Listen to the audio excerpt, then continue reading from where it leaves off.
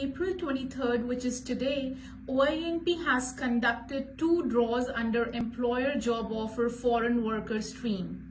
In the first draw, OINP has issued 2 invitations. This was a targeted draw under Economic Mobility Pathways Project candidates. In the second draw, OINP has issued 209 invitations to applicants who had a score of 53 and above, and this was a targeted draw for skilled trades occupations. Congratulations to those who have received invitations, but you have only 14 calendar days starting from today to submit your complete application.